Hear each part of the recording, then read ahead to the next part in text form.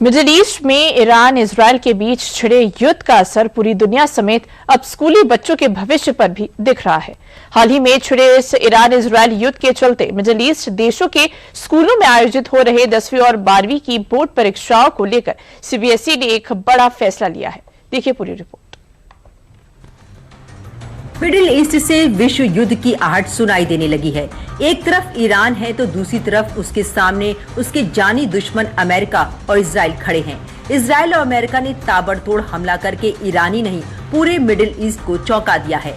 Middle east एक बार फिर आग की लपटों में झुलस रहा है और इसकी तपिश अब स्कूली बच्चों पर भी असर डाल रही है। हाल ही में छिड़े ईरान इजराइल युद्ध के चलते मिडिल ईस्ट देशों के स्कूलों में आयोजित हो रहे 10वीं और 12वीं की बोर्ड परीक्षाओं को लेकर सीबीएसई ने एक बड़ा फैसला लिया है।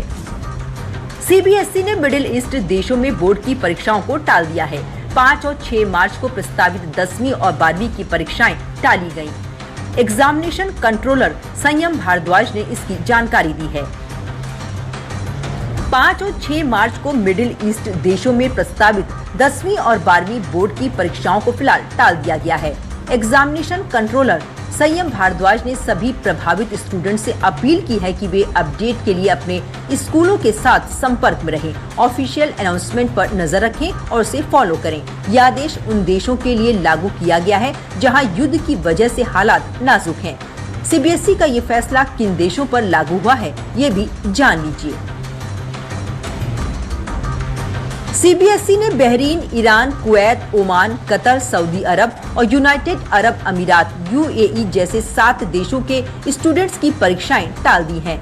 फिलहाल के लिए परीक्षाएं टाल दी गई हैं। सीबीएसई ने निर्देश दिया है कि प्रभावित देशों के सभी बच्चों को सही समय पर नए परीक्षा शेड्यूल के बारे में जानकारी दी जाएगी।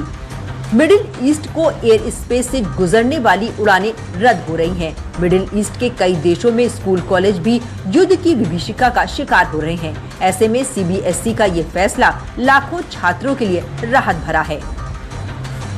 पोस्टपोन हुए एग्जाम की नई तारीखें बाद में अनाउंस की जाएंगी। बोर्ड गुरुवार 5 मार्च 2026 को सिचुएशन का नए सिरे से रिव्यू करेगा। एग्जाम कंट्रोलर ने स्टूडेंट से अपने स्कूलों के साथ संपर्क में रहने को कहा है। सीबीएसई की ऑफिशियल अनाउंसमेंट को फॉलो करने की अपील की है।